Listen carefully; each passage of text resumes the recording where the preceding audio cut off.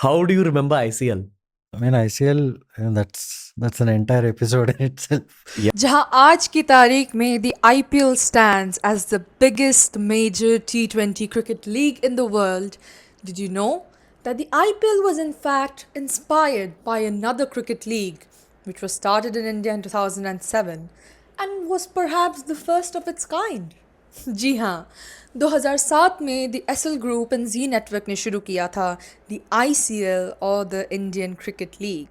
This was a brainchild of Mr. Kapil Dev and was one of the first franchise cricket leagues जिसने international players, Indian players and uncapped players को एक साथ लाया था.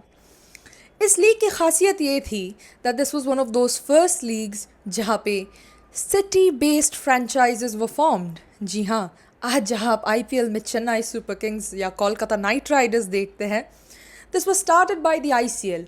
और यही नहीं, जहाँ आज हम बात करते हैं about what would the world 11 look like, this was one of the first leagues which was responsible for bringing about leagues like the Lahore Badshahs and World 11 into the spectrum in a championship जिसका नाम था the ICL 2020 Championship India Edition. जी हाँ, ICL वो पहला cricket league था which was responsible for bringing about international players like Brian Lara, Ricky Ponting and Inzamam ul Haq. तो वहीं पे uncapped players of the time जो बाद में देश के लिए खेले like Stuart Binney and Ambati Rayudu. ICL एक बहुत इनोवेटिव आइडिया था जो इंडिया में फॉर द फर्स्ट टाइम आया था. इंडियन ऑडियंस के लिए it was an entertainment and viewerships had skyrocketed. लेकिन इस लीग की एक मेजर प्रॉब्लम ये थी that this wasn't recognised by the BCCI और द ICC. BCCI ने ICL को करारा दे दिया था as an unsanctioned rebel league 2009 में. ICL ने बहुत फाइनेंशियल और लीगल ट्रबल्स फेस किए इन द सेंस कि BCCI ने इंस्ट्रक्शंस दे दिए थे डोमेस्टिक क्रिकेट बोर्ड्स को that you are not to give stadiums to the Indian cricket league. Obviously domestic boards जो थे क्रिकेट के उन्हें BCCI की बात माननी पड़ी and ICL was really having a tough time.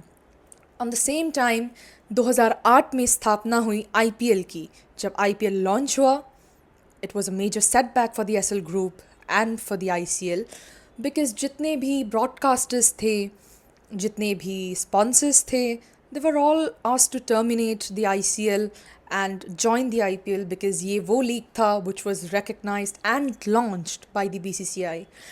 ICL की problems यहीं पे ख़त्म नहीं हुई but in the sense the players को भी बहुत problem हुई क्योंकि इनिशियली टेम्पररी बैन्स लग गए उनके ऊपर विच मेंट कि जितना भी क्रिकेट देश के अंदर और इंटरनेशनली BCCI कंट्रोल करती, they were not allowed to be a part of it.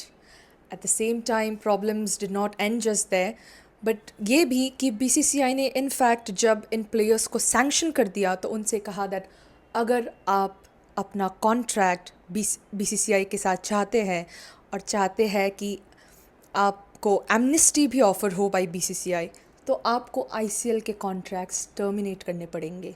Obviously players, broadcasters, sponsors, nobody would have a choice and eventually everybody had to side with BCCI and with the IPL. ICL का बहुत दुखद अंत हुआ और एक ऐसा अंत जो शायद नहीं होना चाहिए था लेकिन हुआ. It was an innovative term, it was an innovative idea, it was one of the first of its kind which gave rise to major cricket leagues later on जैसे कि हमारा अपना IPL, the 100, the Caribbean Premier League and many more. ICL का दुखद अंत कैसा हुआ कैसा नहीं ये हमारे हाथ पे नहीं है. It was only time that could tell. And ICL का एक बहुत बड़ा setback इसमें भी निर्भर करता है on the fact that 2008-9 was the time when the major economic debacle happened in world economy and SL Group के लिए ICL को afford करना बहुत मुश्किल हो गया. One doesn't know what the world and what the cricketing world would have looked like if ICL still existed.